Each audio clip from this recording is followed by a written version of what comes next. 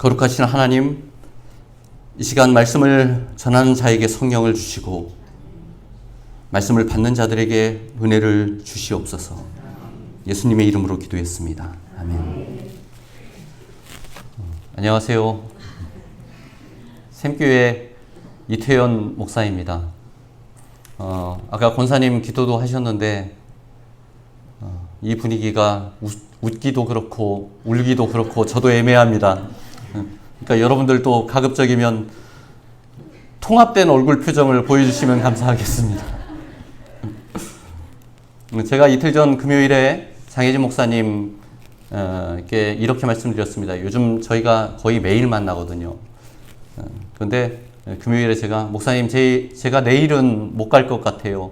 못 만날 것 같아요. 내일은 좀 설교 준비 열심히 하려고 합니다.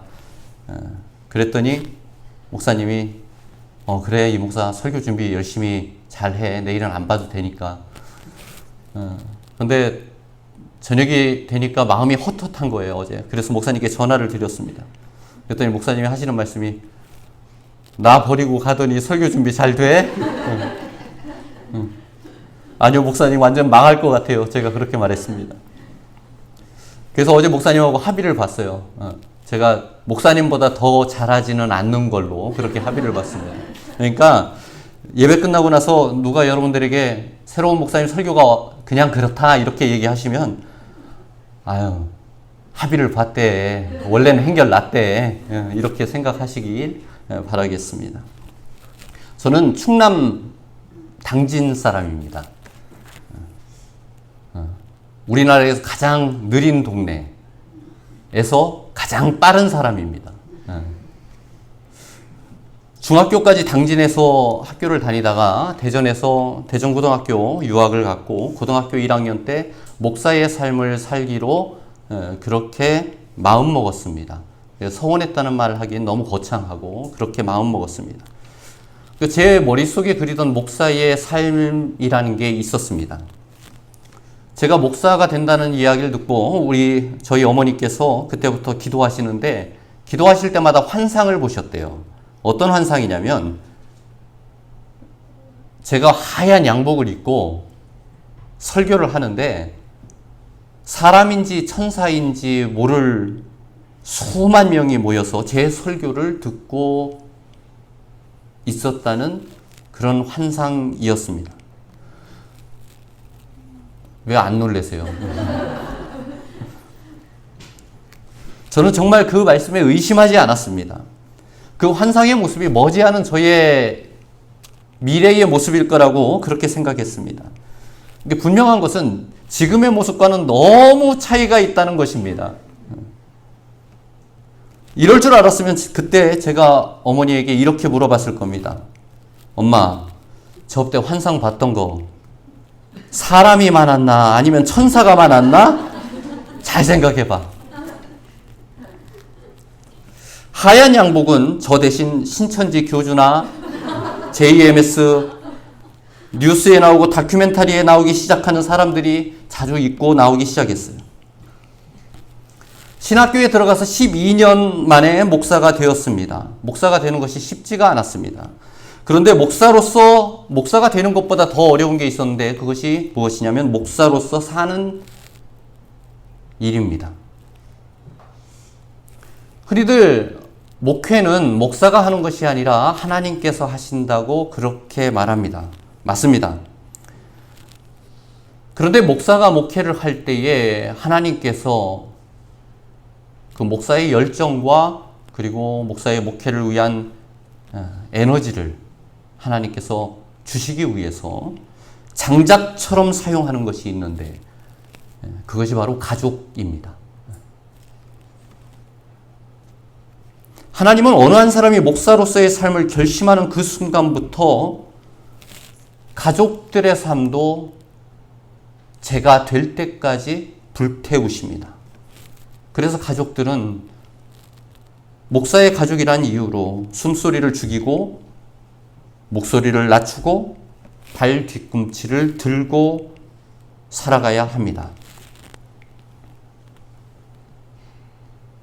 우리는 목사의 길을 쉽지 십자가의 길이라고 흔히 이야기합니다. 목사가 짊어져야 할 십자가를 거들다 보니 그것이 목사만의 십자가가 아니라 가족의 십자가, 가족이 함께 지는 십자가가 된 것. 그것이 대부분의 목사의 가족들이 짊어져야 되는 하나님께서 주신 십자가입니다. 그래서 모든 목사들은 가족들에게 죄인의 마음으로 살아갑니다. 목사가 깨끗해 보일지라도, 숭고해 보일지라도 가족에게는 죄인입니다.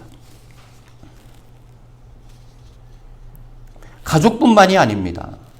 가족만이 십자가를 지는 것이 아닙니다. 성도도 함께 짊어져야 되는 성도의 십자가가 분명히 있습니다. 특별하게 개척교회나 작은 교회일수록 더욱더 그렇습니다. 저희 샘교회는 아파트 상가 지하에 있는 교회입니다. 지하에 있는 교회는 아름다운 교회가 아닙니다. 지하에 있는 교회는 안 아름답습니다. 저는 교회를 개척하면서 이사야 58장 11절 말씀, 너는 물된 동산 같겠고 물이 끊어지지 않는 샘물 같으리라 라고 하는 그 말씀에 큰 성령의 감화를 받아서 교회 이름을 샘교회라고 지었습니다. 그런데 제가 샘교회를 지을 때 세상에는 샘물교회도 있고 비슷한 이름의 다른 교회는 많은데 이상하게 샘교회가 없었어요. 이상하다. 왜 이 좋은 이름 샘교회가 세상에 어디에도 없을까? 우리 교회는 세상에 하나밖에 없는 교회다. 신나게 이름을 짓고 목회를 시작했습니다. 개척하고 6개월이 지나서 장마철이 됐는데 그제서야 왜 세상에 샘교회가 없었는지 그 이유를 알게 됐습니다. 교회 바닥에서 물이 솟아나기 시작했습니다. 아, 이래서 세상에 샘교회가 없구나. 2015년 개척을 하고 저와 아내 그리고 우리 장모님이신 이은행 권사님 그리고 우리 처남 권재환 집사 이렇게 주로 넷이서 예배를 드렸습니다. 그런데 놀랍게도 한 해에 한두 명씩 이 지하교회에 사람들이 오기 시작했습니다. 정말 이상한 일이었습니다. 놀랍고 기쁠 일인데 누군가가 새로 나타난 주일마다 저는 두려움에 떨었습니다. 왜 왔을까? 그것이 알고 싶다. 신천지일까? 아니면 통일교일까? 아름다운 교회도 세상에 있는데 근처에도 있는데 왜 안 아름다운 교회에 왔을까? 그렇게 미스테리한 시간을 10년을 지나고 샘교회는 올해 자립교회가 되었습니다. 그 10년의 시간 동안 목사보다도 성도들이 감당했어야 했던 성도들의 십자가가 있는 것을 잘 알고 있습니다. 목사보다 더 기도하고 목사보다 더 헌신하며 목사의 목회를 도운 우리 샘교회 사랑하는 샘교회 가족들의 그 10년의 역사를 생각하면 감사하고 고마운 마음을 말로 표현할 수가 없습니다. 제가 특별히 감사하고 싶은 한 분이 있는데 우리 권재환 집사입니다. 제 목회 지치지 말라고 매일 철원에서부터 여기까지 예배 드리러 오시는 장모님을 대중교통으로는 5시간, 차로는 2시간 걸리는데 매주 불평불만 없이 장모님 모시러 갔다 예배 드리고 다시 모셔다 드리고 왔던 우리 권재환 집사 제일 제가 고마워요. 그 10년의 시간을 되돌아보면서 깨달은 것이 있는데 무엇이냐면 십자가의 길이라도 그 길을 동행하는 친구가 있다면 그 길은 고난의 길이 아니라 행복의 길이다 라고 하는 것입니다. 오늘 우리는 요한복음 12장 말씀을 읽었습니다. 하늘의 미랄에 대한 이야기를 읽었습니다. 요한복음이 아닌 다른 복음서에 나오는 십자가에 대한 예수님의 중요한 가르침이 있습니다. 자기 십자가를 지라 라고 하는 것입니다. 따라서 해봅시다. 자기 십자가를 지라. 예수님 말씀하십니다. 자기 십자가를 지지 않고 나를 따르려는 자는 내게 합당하지 않다. 누구든지 나를 따라오려거든 자기를 부인하고 자기 십자가를 지고 나를 따를 것이라. 그런데 마태복음, 마가복음, 누가복음에 나오는 자기 십자가에 대한 가르침이 요한복음에는 없습니다. 그 자기 십자가를 대신한 할 말이 오늘 우리가 읽은 성경 말씀에 나오는데 바로 한 알의 밀알입니다. 이 한 알의 밀알이 자기 십자가를 지고 가는 사람을 대신해서 요한복음에 기록된 말씀입니다. 예수님은 말씀하십니다. 한 알의 밀알이 땅에 떨어져서 죽으면 많은 열매를 맺고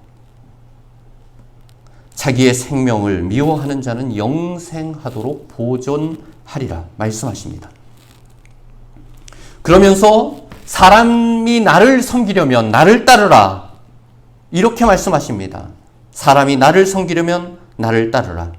즉 마태복음, 마가복음, 누가복음에서는 나를 따르라 라고 하는 말씀이 자기 십자가를 지라 라고 하는 말씀과 함께 나오는데 요한복음에서는 나를 따르라 라고 하는 말씀이 한 알의 밀알에 대한 말씀과 함께 나오는 거예요. 그러니 한 알의 밀알은 자기 십자가를 지고 가는 사람입니다. 예수님은 한 알의 밀알을 한 사람의 생명에 비유합니다. 그러면서 한 사람이 처할 앞으로의 두 가지 미래에 대해서 말씀하십니다. 죽거나 혹은 죽지 않거나. 한 알의 밀알이라는 말이 꽤나 그럴싸하게 들립니다. 그러나 여러분, 한 알의 밀알은 겨우 한 톨의 밀입니다. 고작 한 톨의 밀, 그깟 한 톨의 밀입니다. 쌀 한 톨이 보잘것없듯이 한 알의 밀알도 아주 보잘것없는 존재입니다. 그런데 이 보잘것없는 존재가 대단해지는 경우가 있습니다. 아무것도 아닌 밀알이 대단해지는 경우가 있습니다. 이 밀알이 씨앗이 될 때입니다.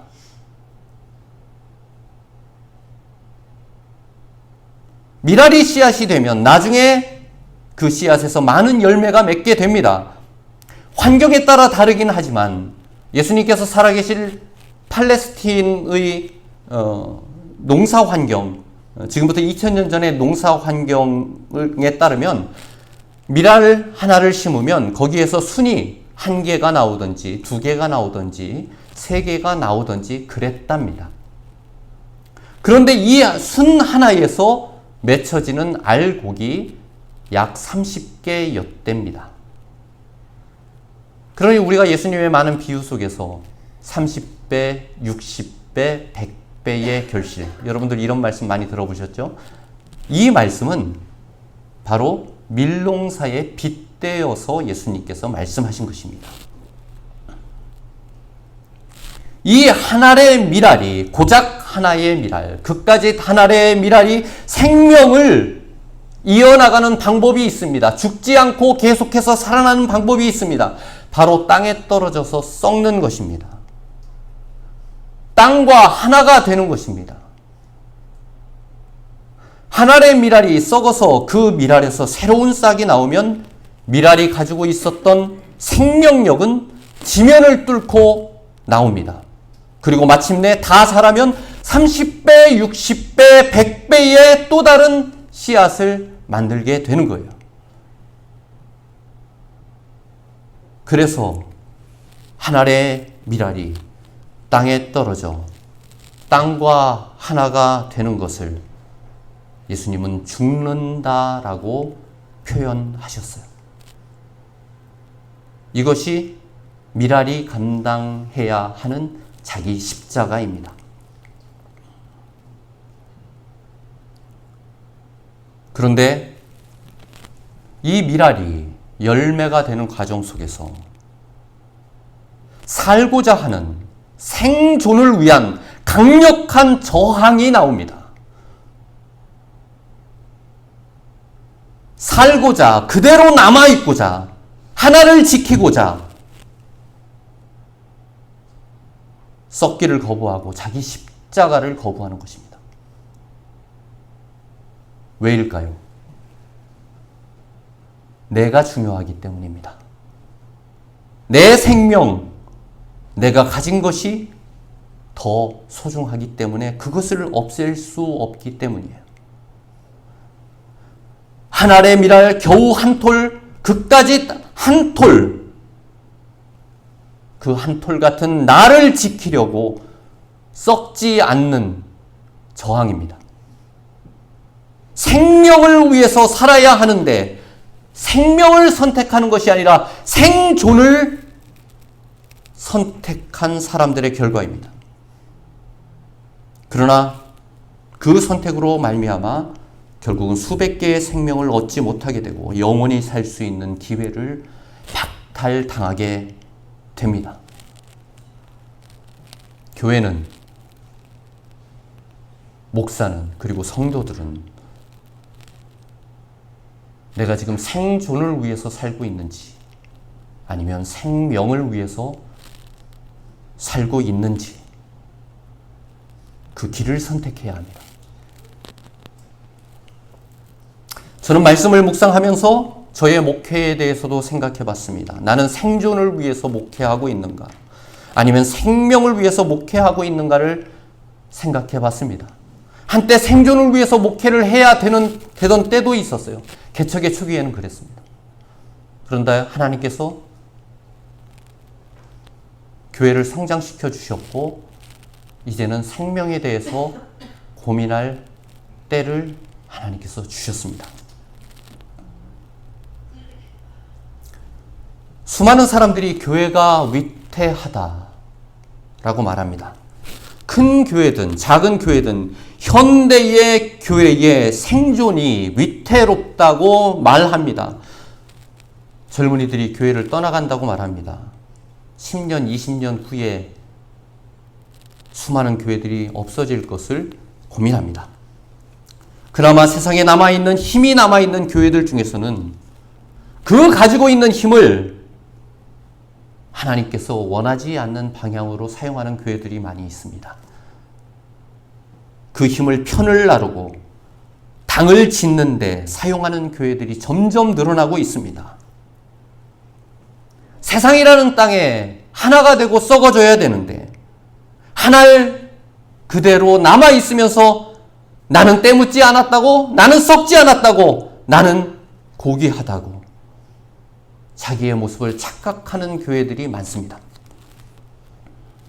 인간의 내면의 깊은 곳에서 잠자고 있는 증오와 혐오를 교회가 오히려 자극해서 미움을 자기 힘으로 삼는 교회들이 많습니다. 그러나 이런 교회, 땅과 하나가 되기를 거부하는 교회는 하나님께서 기뻐하시는 교회가 아닙니다. 썩어지는 것을 거부하는, 순종하지 않는 교회일 따름입니다.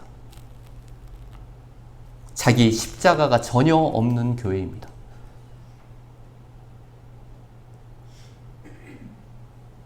이런 교회들은 생존할지언정 생명은 없는 교회입니다.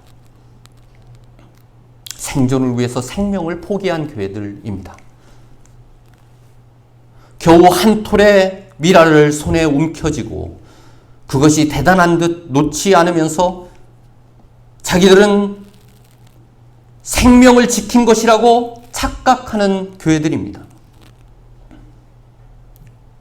교회는 생존을 생각할 때에 더욱더 큰 위기를 만날 수밖에 없습니다. 우리는 생존이 아닌 생명을 생각해야 되는 사람들입니다. 그러기 위해서 목사도, 교회도, 성도도 주님의 말씀 앞에서 자신을 되돌아봐야 돼요. 나는 생존을 위해서 살 것인가? 나는 생명을 위해서 살 것인가 말입니다. 우리의 목적은 살아남는 것이 되어서는 안 됩니다. 영원히 사는 것이 되어야 합니다. 예수님은 말씀하십니다. 자기 생명을 사랑하는 자는 잃어버릴 것이요 이 세상에서 자기의 생명을 미워하는 자는 영생하도록 보존하리라. 우리가 사랑해야 할 것은 내 생존이 아닌 우리의 생명입니다. 우리가 사모해야 될 것은 지금의 생존이 아닌 영원한 하나님 나라입니다. 장혜진 목사님께서 처음 교회 합병과 은퇴를 제게 제안하셨을 그때를 제가 기억합니다. 자다가 나갔어요. 전화 받고 오후 5시에. 근데 목사님께서 제가 목사님께 물었습니다. 목사님 어쩐 일이세요? 이 목사 나 은퇴를 할까 해. 아니 목사님 벌써요? 그럼 교회는 어쩌고요? 교회를 통합할까 해. 훅 들어오시더라고요. 네. 아유 그래요 목사님 어느 교회랑요? 생교회랑 하려고 해. 저는 침만 닫고 나갔습니다. 그래서 목사님 이야기를 들었습니다. 목사님께서는 교회의 미래에 대해서 정말 큰 고민을 하셨습니다. 그리고 장혜진 목사님은 교회의 합병이 교회가 생존의 문제를 떠나서 뛰어넘고 생명의 문제로 나아가는 행복한 길이라고 여기셨습니다.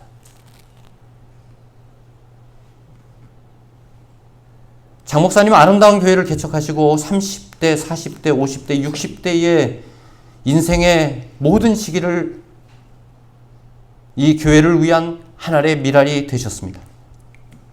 그리고 마지막 껍질이 벗겨지고 완전히 발화가 되는 씨앗으로의 마지막 결단을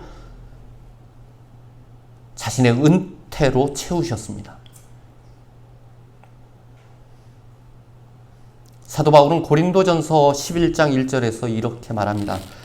내가 그리스도를 본받은 자가 된 것 같이 너희는 나를 본받는 자가 되라.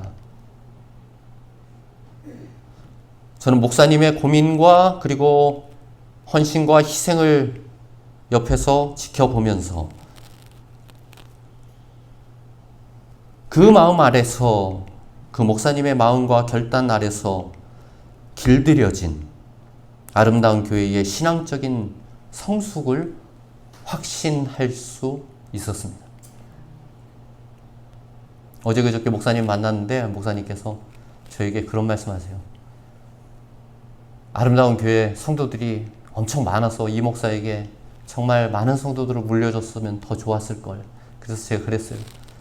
목사님, 제가 살코기만 먹으라고 가시를 다 발라주셔서 너무 감사합니다. 하나님께서 이 교회를 그렇게 이끄신 거라 믿습니다.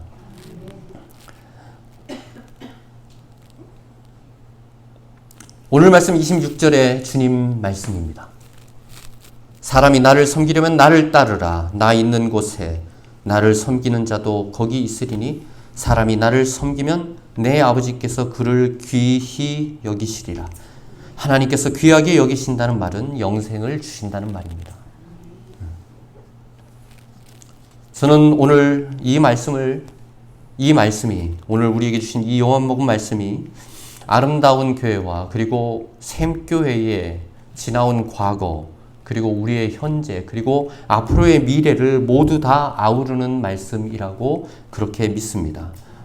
교회를 위해서 자신을 희생하고 미랄처럼 목회해 오신 장혜진 목사님의 그 목회의 생활에 대한 복습의 말씀, 이 행복한 십자가의 길에 동행해 오신 성도들에게 주시는 하나님의 칭찬과 격려의 말씀,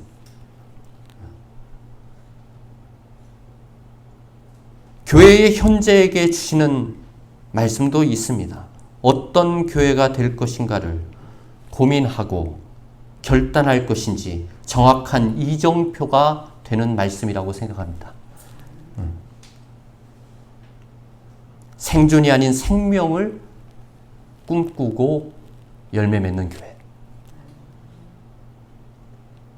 그리고 오늘 말씀에는 우리의 미래에 대한 약속도 있습니다. 마침내 우리에게 주실 생명 보존과 영원한 생명에 대한 약속의 말씀입니다.